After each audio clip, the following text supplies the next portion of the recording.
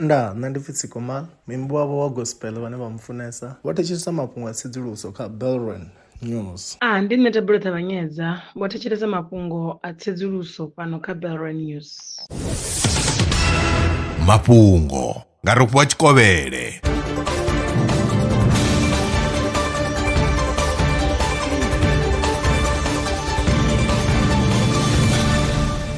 Hello Kovhela ndi madekwana hu khou tevhela mafhungo.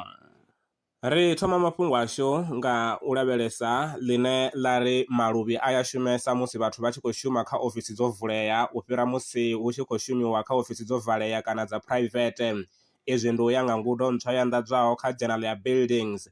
Vhorasaintsi vho shumisa data yo rekhodiwaho nga electroencephalogram EEG kha vhathu vha 26. EEG ndi tshishumiswa tshine tshi a kona u ṱola uri vhuluvhi vhu khou shuma hani. Tsedzuluso yo rangwa phanḓa nga Technical University of Valencia na University ya Cadiz kha ḽa Spain. Kha bammbiri ya tsedzuluso yo anḓadzwaho kha Journal ya Climate, vhorasaintsi vha ri tshanduko kha dzingamufhe ndi tshivhangi tsha gomelelo kha ḽa Australia. Kha miṅwaha miraru yo fhiraho, vhunzhi ha zwipiḓa zwa tshipembe ha phendela shango zwo ṱangana na tshiimo tsha mutsho wo omaho na u fhungudzea ha u na ha mvula. Ngudo yo rangwa phanḓa nga University of Technology Sydney.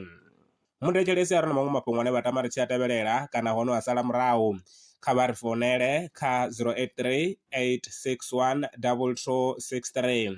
Maṅwe mafhungo ndi vha vhuyelana o tshifhingani tshiḓaho. Lwa miṅwaha i fhiraho fusumbe dzina ḽithihi fhedzi ndi ḽone ḽi bvaho phanḓa khou endedza vhadzulapo vha ḽa Afrika Tshipembe. Mulaudzi Transport Service ndi khamphani yavho ine ya vhaendedza u ya na u vhuya mishumoni nyendo dza kule na tsini hu tshi katela na u welekanya mikano ya mashango a tsini na Afrika Tshipembe. Ri vhaendedza vha swika hune vha khou ya vho tsireledzea. Arali vha tshi ṱoḓa u bva nga tshigwada u dzhenelela vhuṱambo vhufhio na vhufhio kha vha ri fhulufhele ngauri ri ḓo vha swikisa nga tshifhinga. Vha nga ri kwama kha nomboro dzi tevhelaho 083 227 0606. Mulaudzi Transport Service. No place is too far to reach.